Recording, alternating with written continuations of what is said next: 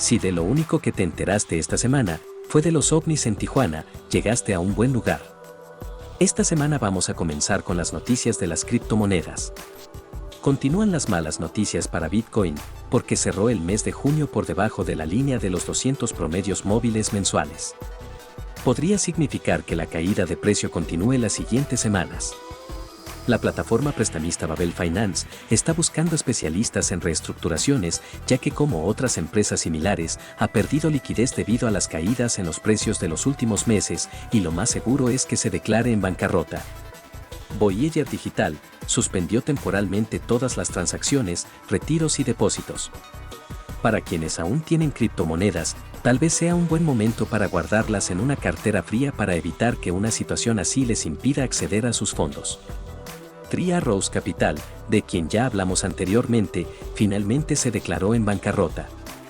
Tomaron la decisión ya que no pudieron pagar $670 millones en intereses a sus inversionistas. Cypherpunk Holdings no tiene mucha confianza en las criptomonedas en estos momentos y decidió vender todos sus Bitcoin y Ethereum.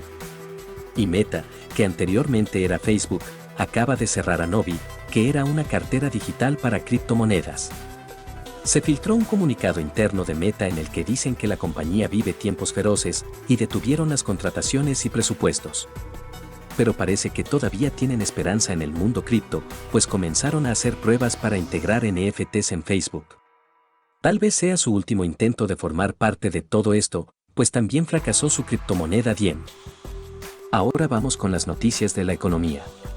Cada vez hay más personas hablando de la responsabilidad de los bancos centrales en la crisis que estamos viviendo. Agustín Carstens, el director del Banco de Pagos Internacionales, espera que la inflación se mantenga elevada por un largo tiempo. Sin embargo, dice que esta no sería una catástrofe financiera como la del 2008 y le pide a los gobiernos que dejen trabajar a los bancos centrales, como si fueran a arreglar en unos meses lo que llevan provocando por décadas. Y a su vez, le pide a los bancos centrales que suban más rápido las tasas de interés para frenar la inflación. Teóricamente, tiene razón, aunque eso generaría una caída en las economías, ya que bajaría drásticamente el consumo. En un pequeño lapsus donde dijeron la verdad, el Fondo Monetario Internacional dijo que la inflación es el peor impuesto que afecta a los pobres. También dijeron que los bancos centrales deben mantener la confianza de la gente en que pueden mantener los precios estables. Recuerda que todo el sistema está basado en confianza. Y por si fuera poco, se están preguntando si la deuda pública es un motivo de alarma. Todo esto es justo lo que te expliqué en el último video. Por si no lo has visto, te dejo el link en la descripción del video. Pues aquí vemos el resultado de sus malas políticas.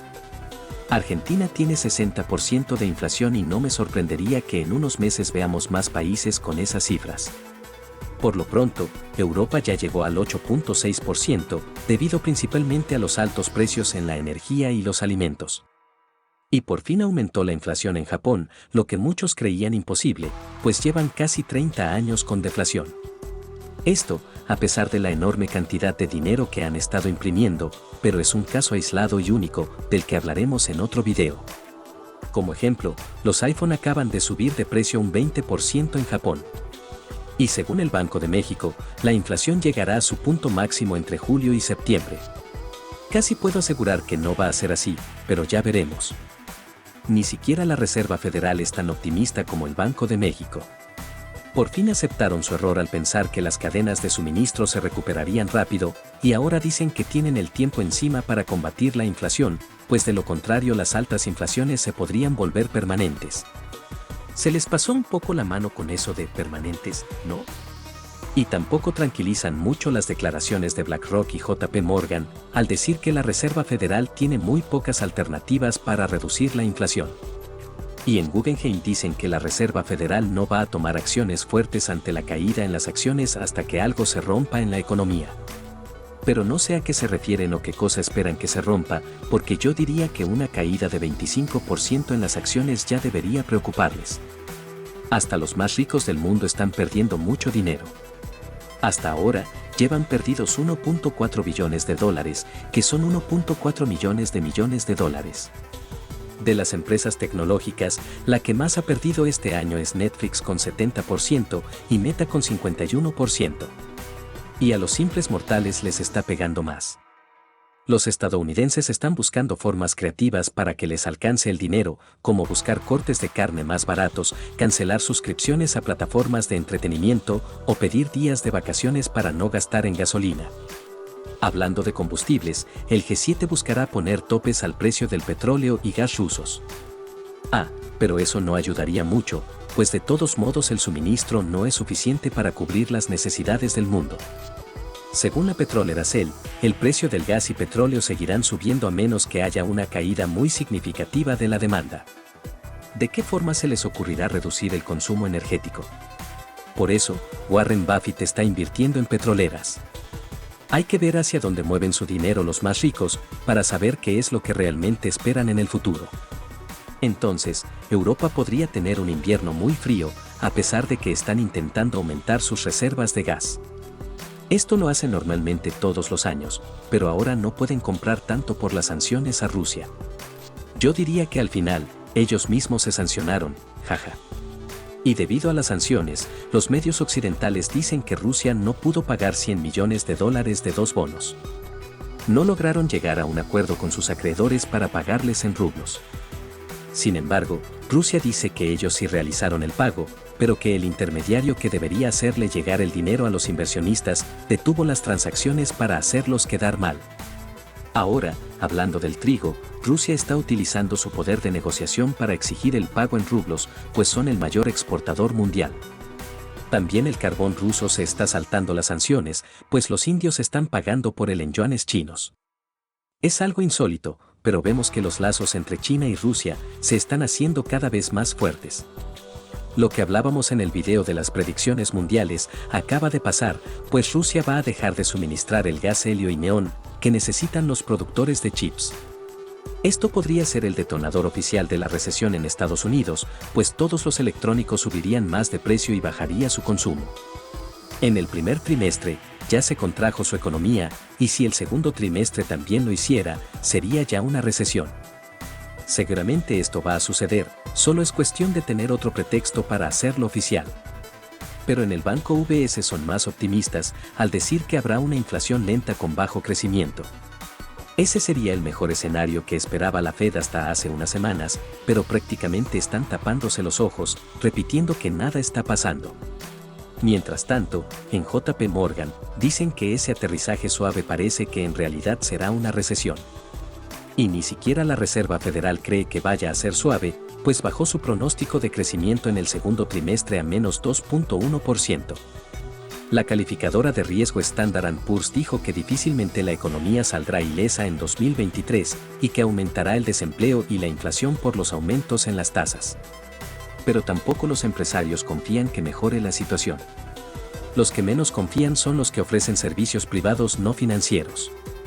Y según algunos analistas, el Banco de México también continuará subiendo las tasas de interés y podría llegar hasta 9.5% este año. Por otro lado, México aumentó su nivel de exportaciones en 22.4%, lo cual es bueno, pues el año pasado se habían caído. Sin embargo, las importaciones también han aumentado y seguimos en déficit comercial. Pero no todas las exportaciones aumentaron, por ejemplo, las exportaciones de petróleo de Pemex bajaron en mayo. Dentro de todo, la inflación en México podría estar peor si no tuviéramos un subsidio en los precios de la gasolina. Según Credit Suisse, sin ese subsidio, la inflación oficial estaría a 11%. El precio de algunos metales bajó, lo cual podría ser un signo de que se espera una menor producción en distintas industrias. Y aunque el precio del oro se ha mantenido indeciso debido a toda la manipulación de precios, sabemos que muchos bancos centrales lo han estado comprando desde hace tiempo. En algún momento, se espera que suba su precio. Entonces, Rusia le vendería más barato a los países que estén de su lado.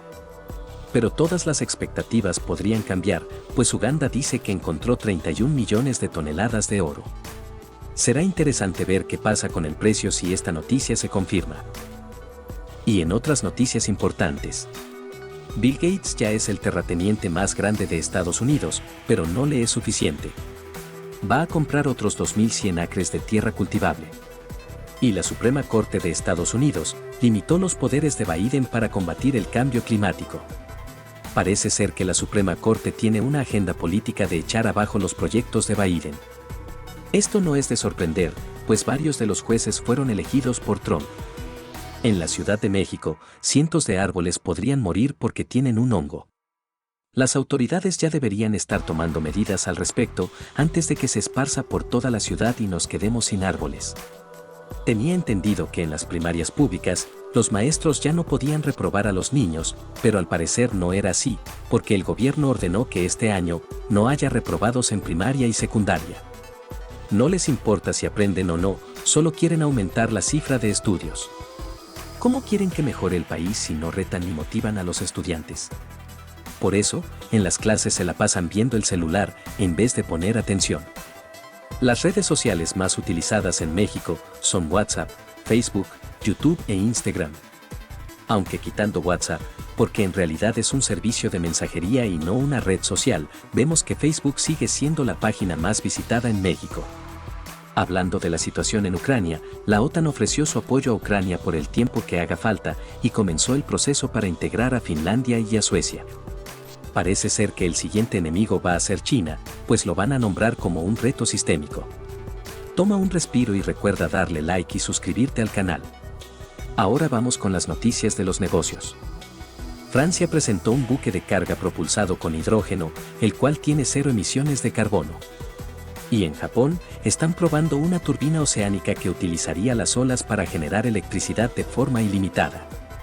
Ya sabemos que esto de las energías limpias y sustentables es una tendencia mundial, y en Europa ya le pusieron fecha al final de los autos de combustión. Las automotrices tienen hasta el 2035 para pasar toda su producción a esas energías. Además, están siendo más estrictos en el control de las emisiones. Hyundai y Kia están siendo investigadas por sospecha de fraude y contaminación del aire. Un caso similar pasó hace unos años con Volkswagen y el Dieselgate.